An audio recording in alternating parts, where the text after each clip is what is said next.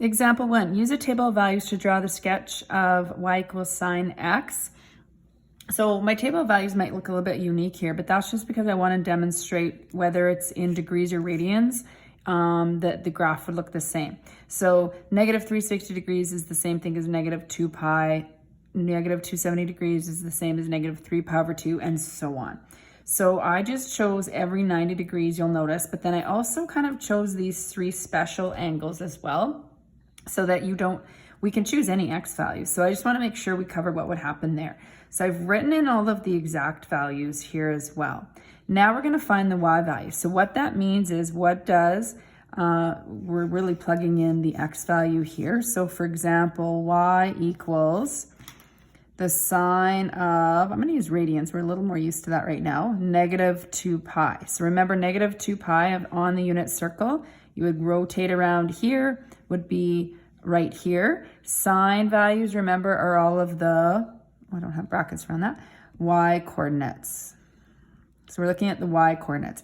So that would be 0. So this would equal 0. The approximate value is still 0, but we'll just talk about that when we may have a decimal answer.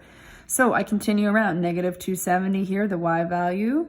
Oops, sorry, I went positive 270. Negative 270 is going around this way. The y value would be 1. So of course, that's the same here. Negative 180, the y value would be 0. Same here. Negative pi by 2, so going down to this distance, the y value is negative 1. 0 degrees right here, the y value is 0. Pi by 6, well, I'm not going to be able to see here. We're going to look at our special triangles. So pi by 6, remember this is the sine of pi by 6. So we're going to go opposite of our hypotenuse. So 1/2. So the approximate value, you would just write that as a decimal. So that's why I have this column here as well. Pi by 4, I didn't draw the triangle, but we've used that pi by 4 triangle enough with 45 degrees that it's root 2 over 2. Now you can grab your calculator. You may want to pause the video, but if you put root 2 over 2 or sine 45 degrees if it's in degree mode, sine pi by 4 if it's in radian mode in your calculator, or you just type in root 2 over 2, you're going to get 0.707, etc.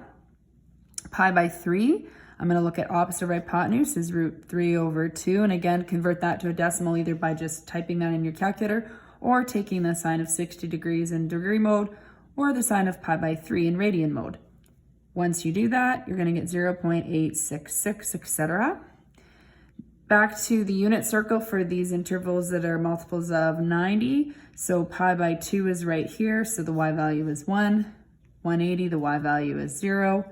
270, the y value is negative 1. And 360, the y value is 0. So there's a little bit of a pattern. This maybe might throw you off, but there is going to be a pattern you're going to notice when we graph these. So let's just go to, I'm going to move this camera down a little bit here.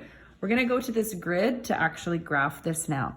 So I need a scale. I'm going to count every 2 squares as 90 degrees, or I'm going to actually use the radians. So I'm going to use pi by 2 here, pi,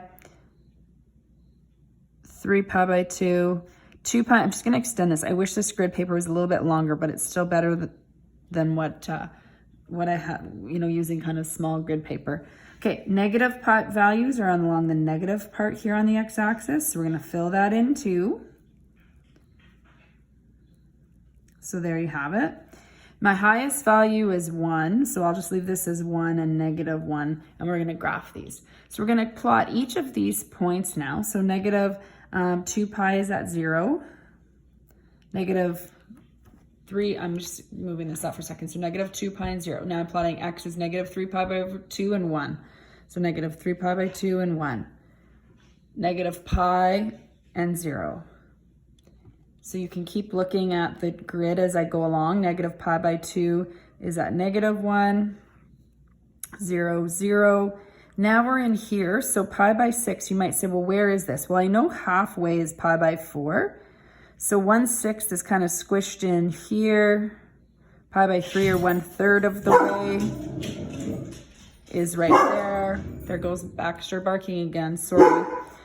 Pi by 6, so that's 1/2, so it's about here. Pi by 4, you're estimating about 0.7, so it's going up a little further. Pi by 3, notice, going up to about 0.866. And then you get to pi by 2 and you're here. So what this does is it kind of shows how that shape of that curve is going to be generated there. All right, well, we'll continue this here. So we're almost done at pi and 0, 3 pi by 2 and negative 1, 2 pi and 0. So I'm going to connect this. I'm actually going to start here just so you can see how that's the shape of the curve. It's not a straight, rigid V line. Okay, so that's why the value of showing those 3 is helpful. So I'm going to continue that general shape without having those other points. It's a little bit more of an estimate on that curve. Now this continues forever, so I'm going to put arrowheads. I don't want to extend them past 1 as this would curve back down. So just make sure you go past the point. I'm going to extend my curve this way as well. And slightly go past. Same thing, I want to put an arrowhead. I don't want to extend it too far. So a couple things I want to point out on this is when you're looking at sine, it always starts at the origin 0, 0, and it goes up to pi by 2. So I don't necessarily need this table of values all of the time. I can get started using my circle like I did and just think of what pi by 2 is and know that it goes up. The idea is that you most likely will draw the sine wave so many times that you're used to hearing that it starts at the origin and goes up to pi by 2. The other thing that's worth mentioning is the cast rule applies here as well. Sine is positive in quadrant 1 and 2, and you'll notice that's between 0 and pi, you have a positive graph. In quadrant 3 and 4, which is between pi and 2 pi, you have it's below the x-axis, which would be considered negative, which is in quadrants 3 and 4.